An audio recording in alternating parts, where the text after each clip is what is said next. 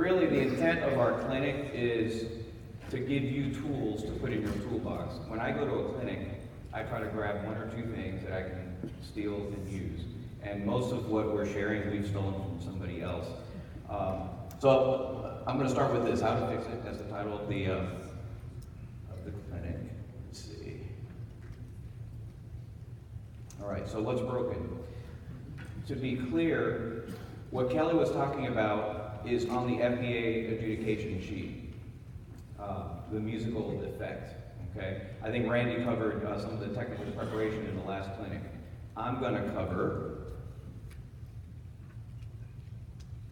the first box. Now, the things that Kelly was talking about are fantastic, and fundamental things will actually improve as you're focusing on musical things, but if the performance fundamentals are in place, the musical things will be that much better, okay? Now, as a judge, when I'm listening to a band, what am I listening to? What am I listening for? Well, everything, pretty much, right? But what I see on the score is what guides my listening. And the first thing, when you listen to a band, what's the first thing that you listen to? The sound of the band. I was thinking of the UF Wind Symphony concert yesterday when the Rex Richardson played, and he picked up the flugelhorn. How many of you were at that concert? Okay. When he started playing on that flugelhorn, it was beautiful. What took my attention was the quality of the sound and the vibrato. So that to me is the priority, because tone is the medium by which we communicate. And so it doesn't matter how fast or how slow you play, if the tone isn't right, it's going to basically be like interference, okay? Now what I'm going to do is take you really quickly through the performance fundamentals. This is what's listed on the FMEA sheet, and ultimately, we're being assessed. Our bands are all being assessed, and this is the instrument that's being used. I was observed by my AP, I'm just throwing this out as an extra, before the break, and I gave my AP the FMEA adjudication sheet. She loved it, because it has a rubric on it too. And so if you haven't used that, use it, because it lists all the items that need to be addressed.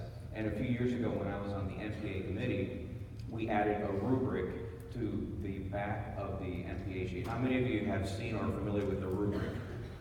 Okay, and I would revisit that as much as possible, because that is the guide not only for the judges and for the directors, but also for the students. One thing I did in the observation with my AP is I gave every one of my students an FMEA judges sheet.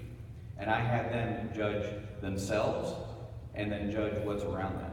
So I just throw that out because we're all being observed, right? Okay, so on the rubric, you have A, B, C, D, E. What I'm going to use is letter C, which is, what rating is that? Good, right? So that's good. Now, why am I using that? So tone quality, we start with tone quality. Because the items that are listed under every box are the same. The difference, when we put these rubrics together, the difference is the consistency of those things that are taking place, whatever it is, tone quality. Is it consistently good? And notice some of the words that I underlined and highlighted. So, on letter C, and by the way, I'm going to move into my handout that's on the app, so if you can open that, I'm going to go through that in just a second. Tone production is of moderate quality and lacks consistency. That's a C, that's a good. And the other thing is that these are in a specific order. Notice tone quality is first, and then second is intonation. What's the first thing that's listed under intonation? Breath support, right? Breath support is sometimes used correctly to produce characteristic tones. However, there are frequent intonation discrepancies within and across sections. Okay? After you have tone quality and intonation, then you can start balancing. Performers sometimes achieve proper balance, and I'm going to go into detail on all of these. What I do when I'm trying to balance a section, instead of this order, tone quality, intonation, and balance, I actually change it to this. Balance, tone quality, intonation. Why? You don't want to tune a pianissimo puny tone, or not necessarily a fortissimo. Always mezzo forte. That's what I use. So just the first thing I focus on isn't the tone, it's the air and the volume that they're playing. So we start with that, then tone quality, and of course the third a lot of times takes care of itself. And then that allows, once they're all playing at the same volume, like the clarinet's playing all together, they're playing at the same volume, similar tone, intonation, now you have an opportunity to blend those sounds. Under blend, achievement of blend, and again, this is a good rating, achievement of blend is limited due to timbre differences caused by poor tone production. So we refer back to tone. After you have blend, this is what we're all going for, band sonority. So everything above has to be in place for this to take place. Here's a C. The band sonority suffers because there are frequent harsh or pinched tones due to players' inability to control tone quality and intonation in extreme ranges and volumes. Okay, so what I'm going to do, might be a little bit loud. Got it? Okay, is I'm moving into the handout. So I'm going to give you a few things. You can use some catchphrases and just steal whatever you can. Tone quality. So like I said, tone quality is the medium by which we communicate. Great tone is how we communicate effectively. Great tone is how we communicate effectively. And again, we start with breath support. In the absence of sufficient breath support, the embouchure will attempt to meet the demand. In the absence of sufficient breath support, and that's what causes those pinch sounds. The kids try to play high, and what do? They back off on the air. I always tell the kids, imagine if you're playing higher, especially for brass players, imagine a candle farther away and blow the candle out. Okay, move the air faster. Increase the airspeed for higher tones. The first note, I tell them, is always the breath. Breathe on the beat or 2 beats prior to the sound. We're going to do a little breathing thing I'm going to show you I do at the beginning of every rehearsal. But the first, when I'm judging a band and I hear a beautiful breath, I know what's going to come out. Okay? I always tell them deep breath equals deep tone. Deep breath equals deep tone. So here is one exercise that I do. This is a quick, easy, and effective breathing exercise. If you put your hand on your right stomach, or on your stomach, right hand on your stomach, right hand on your stomach. And then you breathe through the big knuckle like this. All right? So this way. Yeah, you guys do it too. Did we do this? Yeah, we Skype done this, right? All right? So I'm going to count 5, 6. You're going to inhale 7, 8, 2 count breath, and then blow out on your hand for 12 counts. Ready? 5, 6. Breathe and out. 2, 3, 4, 5, 6, 7, 8, 9, 10, 11, 12. So we do that at the beginning of every rehearsal. I actually use breathing tubes first, and we blow up balloons. Breathing tube balloons. And I don't have time to get into that, but basically this is a quick way to do the same thing. I tell them the right hand moves toward me or inflates, your lungs inflate, so the right hand should move toward me. So I'll do that one more time. So your right hand should move toward me when you inhale, and it should move away from me when you exhale. 5, 6, breathe. 1, 2, 3, 4, 5, halfway, 7, 8, 9, 10, 11, 12, and you're empty. So we do that all the time. Now, I used to do breathing exercises maybe for the first month of school, and then I get away from it. And I have now moved to, not only do I do this, but we're still using breathing tubes as balloons. I would stop doing that after the first month. But I realized that the lung capacity that is used for daily activities is so lower than what they're used to doing in band that they need to warm up their lungs. Okay? So to me, that's huge. If there's no air or not enough air, it creates tension. So here's another thing we're going to do. I want you to count, let's say quarter notes, just count to whatever number you can count in one breath, and just keep going as far as you can, and when you run out of breath, just stop counting. So we're just going to go 1, 2, 3, 4, 5. So just go as far as you can. I'm going to have the person that counted to the highest number raise their hand. Okay? So exhale some air so we can expedite. Exhale and start counting. Go. 1. Just keep going until you run out.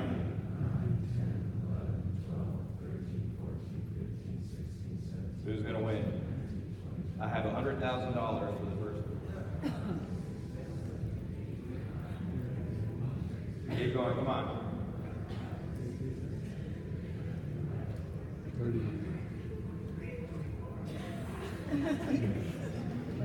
Okay, now, I do that with my kids. So what happens, anybody count to 100?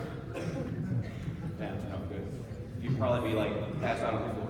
So, I do that with my kids because what happens is you're running out of air. Everything gets tight, okay? So I tell them you should never get to the point where you're playing your instrument where you don't have air.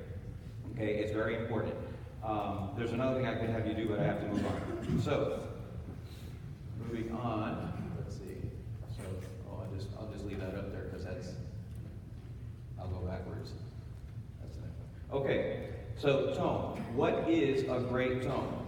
Listen to professional musicians. And it's so easy for kids these days to just go on YouTube, so just listen to professional musicians. Here are some descriptors that I use, and this is on the handout that you can use. I tell the kids, describe your tone quality at all times. So you're playing something, and I'll say, okay, describe your tone quality for me. Whatever it is, mellow, harsh. I tell them no ERA, no ERA, no edge, no readiness, no airiness, no ERA. There used to be a realty company, I don't know if they still, does ERA still exist? Anybody remember ERA? Yeah, there used to be a Clone the sound of your favorite note. Clone the sound of your favorite note. Why do we do Remington? What note do we usually start on with Remington? Concert F, right? Why? Because for brass instruments in particular, that's a great note. There's no vowels down, and you have first position, and so you can make the best sound. And you know that the best note is many times next to a bad note. Imagine like low C on trumpet, open, right? Well, what's a half step above that? C sharp, probably one of the worst notes, if not the worst note on the horn. Okay? So their goal is to make the C sharp sound as good as the C natural. Okay? Clone the sound of your favorite note. There are 3 parts to every note. We know beginning, middle, and end. I use D-O-H as our syllable, or D-A-H. O, D-O-H, or ah, da. If you use a ta, when I write it on the board, if you write the word, the syllable ta, T-A-H, I make the T really small so they understand that tone happens after the attack. Ivan was talking about attack. Attack is a lot of times the way kids approach starting a sound. So have them focus on the vowel, okay? Tone happens after the attack. All right, intonation, moving on into intonation. And on intonation, what does in tune sound like? Let me go back to, oh, there it is, we'll just use that. What does in tune sound like? I use a tone generator. I'm not a fan of kids having tuners on their stands, okay? I saw, if it's your student, I don't know, whatever, but in one of the All-State rehearsals, there's a kid, I'm not even going to tell you what the instrument is, that they have a tuner on their instrument. And as soon as I saw that, I was thinking, what is that kid doing? I think that he's shutting off his ears, all right? And that's a concern. What are you going to do on faster passages? So it's important to have them train their ears. One thing that I tell the kids is that every single one of them is in a trio. Okay, at the very least, listen to the person to your left and to your right and match your trio. Everything that your trio is doing, articulation, note length, tone quality, pitch, etc. Intonation happens before you play. Okay, I stole this from John Carmichael, who's doing the 11-12 band. So if you have a bow and arrow, you're shooting, you don't go like this. Ready, fire, aim. Right? Ready, aim, hear it in your head, and then fire. Okay, so hearing the pitch before you play it. Here's another one. Listen always to the lowest octave of the note that you're playing. So as we're rehearsing, I'll ask a flute player, okay, what's the largest instrument that has the note that you're playing? I don't know. Okay, so then we'll go back and we'll do it again. Let's play again. And now, she finds that person. Euphonium? Yeah, good. Now, what does that accomplish? Well, all of a sudden, when they're listening back, it also affects their tone. Intonation is kind of a sphere, and the human tendency is to listen to the upper end of that sphere, but that sphere tends to be sharp, okay? So obviously when you listen down, you find a stronger pitch center. You should be able to sing the tuba note or part at any time. I was just doing this before we came up here with my third band. I said, okay, sing the note that the tuba has, even if it's not your note. So that's another little technique that you can use. I'm big on this. Know the tendencies of your instrument, okay? I would encourage you to have your students do a tuning chart or intonation chart, but at the very least, they should know the top 5 worst notes on their instrument, at the very least. So alto saxophone, C sharp. Right. Trumpet, we already mentioned, low C sharp. Okay. How about clarinet? The worst sounding note on clarinet is that middle B flat. Okay. And so if they know the tendency on at least the 5 worst notes, life is going to get better. Because here's the thing: if they're trying to fix, like trumpets are trying to fix a low C sharp, well, that's going to make it a whole lot easier to fix like second valve F sharp. Okay. Because they're working so hard on that the notes that then aren't as difficult to tune are easier to tune. So intonation, don't call it intonation, balance. You are the equalizer. And so when you're in front of the band and I tell them this, I'm raising the volume, and balance is just volume, right? All right, a little more bass, a little less treble, a little more middle, and that's really your job. Because the kids can't hear the balance of the band where they're sitting. Only you can hear it. You're the audience, and you can hear what's coming out. I haven't already said this. Most music is not self-balancing. All right, it's not self-balancing. So the players must be aware of what Kelly said, their role in the texture or the chord. This is huge too. As a written part of an exam, I have the kids write their name on top of their music, on top of the sheet, and then put edited by in front of it. Okay, edited by Alex Kaminsky. And then I say, okay, go to measure 42. How many of you have forte written in your music? They all raise their hand. All right, we're going to balance this, and they play it. And after they do that, I say, okay, write the volume that you just played. And for most of you, it's not forte. Okay, flutes, my foot, mezzo, piano. First trumpet, my foot, mezzo, piano. Third trumpet, my foot, mezzo, forte, etc. Here's a good rule of thumb: 4-3-2-1 for balance. 40% melody, 30% harmony, 20% rhythmic accompaniment, 10% long notes or other accompaniment. 4-3-2-1. 40% melody, 30% harmony, 20% rhythmic accompaniment, and 10% long notes. In general, upper sounds or soprano instruments don't play louder than lows. I tell the first trumpets, first clarinets, flutes, you are the icing on the band cake. You're the frosting on the band cake. So a little bit goes a long way. And then lastly, blend, and then we're going to demonstrate a few things here. Blend. Good blend should result in a loss of identity. Good blend should result in a loss of identity. So is that a clarinet, is that a flute, or is that a combination of those sounds? Another thing that really helps blend, and I think Kelly did that, is to tell the kids, all right, clarinet player, sound like that flute sound like the clarinet. And it works. I stole that from Jack Brew. Okay, let's do a few exercises here. Just gonna help some of this stuff here. Toccata for band is what we're doing. So, all right, so we're gonna do toccata for band in quick time. All right, so toccata for band, what I want you guys to do is start at the beginning. Remember the short notes? I want you to play them really short, okay? Okay, everybody else is playing what you play. Okay, background really short. Go. And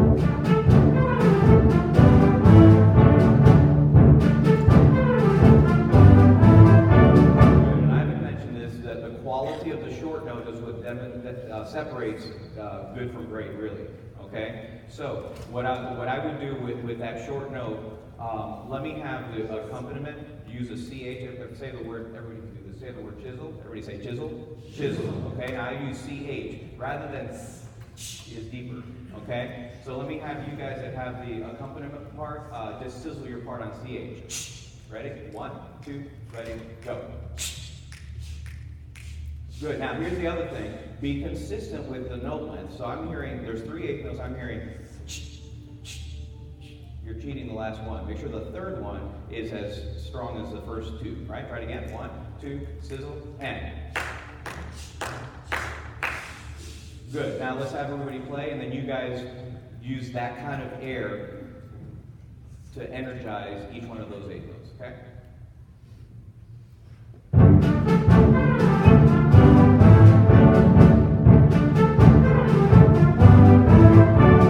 Good. We're going to do that one more time, and I want the accompaniment to do a little bit longer on the eighth notes, all right? Just think about playing through the note instead of at the note, okay? And then I want you to keep going, because I want you to do this clarinet part. They play this really well, okay? So just keep going until I stop you. That's better.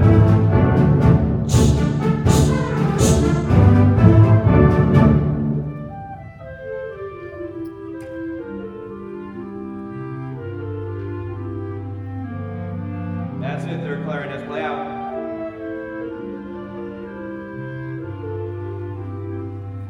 This is like an old gem, guys. Check out for band, like classic.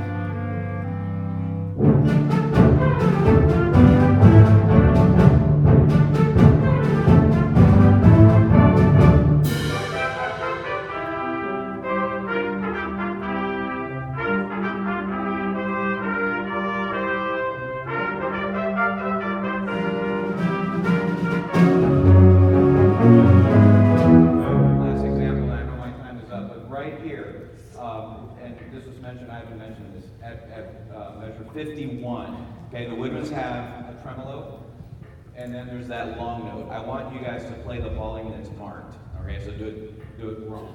So can we start right there at 51, okay? So the tremolo play loud, the long note play loud, and the melody maybe not so much, right? Good. Now balance it the way we did on that Skype session, right? The way we marked it. How many of you heard the difference? Yeah. And that's easy. That's just a volume adjustment. All right, so just make sure that the priorities, like what Kelly said, the tune has to be heard at all times. Okay? I wish I had 2 more hours, but I don't. And so, next person, and thank you.